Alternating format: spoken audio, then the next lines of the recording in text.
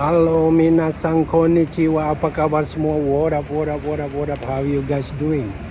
Hari ini sangat cerah di Tokyo. Dan barusan kita berenang. Ini kelihatan ini kolam renang saya ya.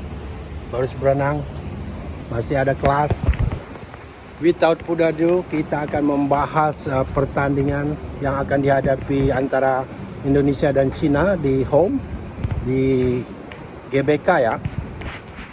Dan ada info ini dari Jepang, kita baca dari susunan pemainnya, mereka semuanya sepertinya mau melakukan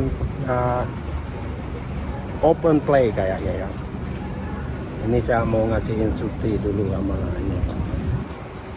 Open play, karena apa? Karena pemain yang dibawa itu rata-rata penyerang semua.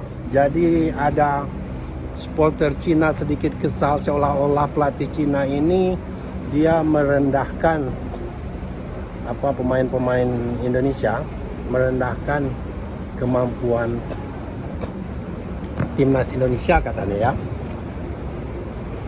Sehingga dia membawa 8 orang, kalau nggak salah itu pemain yang bertipikal menyerang.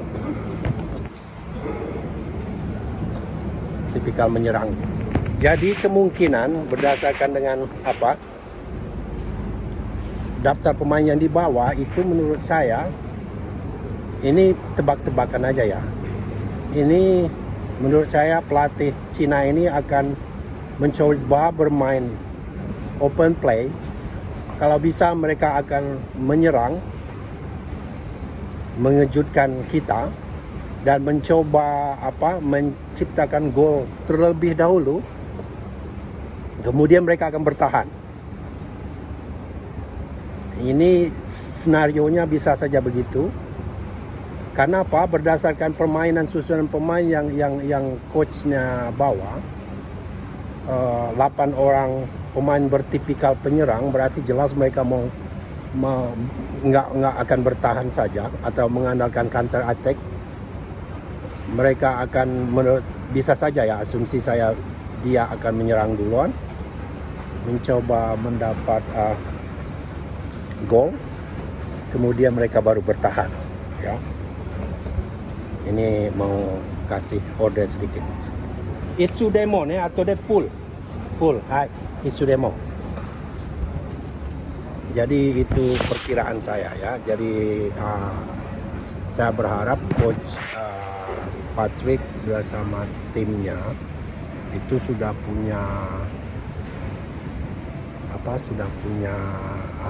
game plan cara menghadapi Cina ini. Seharusnya mereka dari susunan pemain yang mereka bawa itu, Coach Patrick sudah tahu jenis permainan apa yang bakal dimainkan oleh Cina. Ada 2 kemungkinan. Pertama, mereka akan menyerang, menciptakan gol sebanyak-banyaknya. Yang kedua, mereka menyerang, menciptakan gol satu saja cukup, kemudian mereka bertahan total. Atau kemungkinan mereka bermain open play sepanjang pertandingan.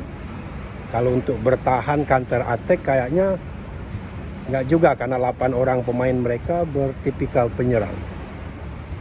Ini berdasarkan susunan pemain Cina yang dibawa pelatih mereka untuk menghadapi timnas Indonesia nanti. Ini Jun 5 ya, nggak beberapa hari lagi ini. Itu mereka jelas tidak hanya untuk bertahan. Jadi mereka mencoba memenangkan pertandingan minimal draw ya. Minimal draw itu target realistis mereka, dan Indonesia nggak punya pilihan, kita harus menang. Jadi saya berharap dari susunan permainan yang dibawa Cina itu, Coach Patrick sudah membaca permainan apa yang bakal dimainkan oleh Cina nanti di GBK ya. Dan saya sebagai pundit Indonesia di Jepang, saya punya insting berdasarkan permainan yang kita lihat dan komposisi tim members yang ada sekarang, pelatih yang baru, itu insya Allah kita bisa memenangkan pertandingan di atas 2-0 ya. Itu perkiraan saya, namanya juga perkiraan, bisa salah, bisa benar, dan tidak bermaksud sombong. Makanya kita ngomong insya Allah kita bisa memenangkan pertandingan ini asal gameplaynya sesuai, dan kita home, kita bermain di depan supporter pendukung kita. Jadi 70-30 dah, 70% kita punya kesempatan memenangkan pertandingan ini menurut saya ya, melihat komposisi permainan. Bisa aja kita nggak perlu keluar menyerang dulu, kita sedikit hati-hati dari awal membaca permainan Cina, kemudian baru kita melakukan serangan habis-habisan. Kita nggak punya pilihan. Kalah itu not an option ya. Jadi dari Jepang kita ngomong all the best. Ini preview saya yang pertama. Saya tidak membahas tentang teknikal. Ini cuman berdasarkan assessment secara gamblang, garis besar aja,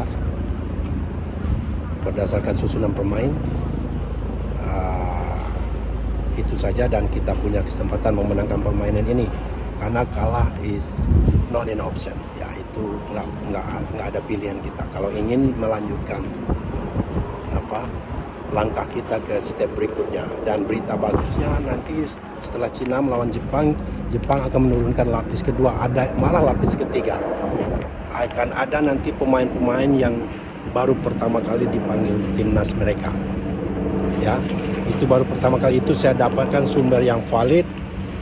Saya tinggal di Tokyo, di Jepang. Anak saya latihan bola, main bola 2 orang. Jadi teman-teman mereka ini alumni dari klub sekolah mereka yang bermain di Kashiwa sekarang, Kashiwa Reysol, itu akan positif dipanggil timnas untuk menghadapi Indonesia. Ini anak baru pertama kali.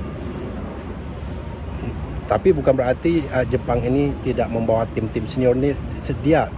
Seperti Kubo masih ada. Ini mungkin diperlukan untuk mengatur keseimbangan tim. Para pemain-pemain senior ini juga memberikan semangat. Dan chance Indonesia untuk draw dan menang itu ada ya. Impossible is nothing. Berdasarkan pemain ini, buktinya Arab bisa menahan imbang. Mulai dari melawan Arab, mereka sudah nggak serius lagi Jepang ini ya. Itu sah-sah saja karena mereka sudah positif lolos World Cup. Ngapain juga ngotot kan? Mending mereka memanfaatkan sisa pertandingan ini untuk mencari pemain-pemain muda baru yang berbakat.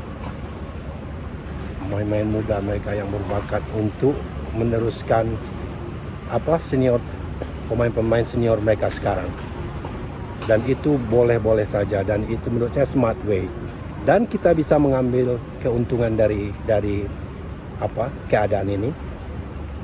Karena pemain-pemain muda itu biasanya pemain yang baru masuk timnas, baru pertama debut, biasanya sedikit nervous dan bisa membuat banyak kesalahan. Tapi positifnya pemain-pemain muda begitu yang baru pertama debut di tim nasional, mereka akan berjuang mati-matian karena mereka akan melakukan appeal namanya, melakukan menunjukkan kemampuan mereka di depan pelatih dan mengatakan saya pantas di sini, I belong here. Ini yang harus diwaspadai. Semangat anak-anak muda yang baru-baru masuk timnas Jepang ini, mereka akan mengebu-ngebu, akan mencoba mengalahkan timnas kita ya. Itu saja. Garuda Japan langsung dari Tokyo. Terima kasih yang sudah subscribe. I see you next time. Bye bye.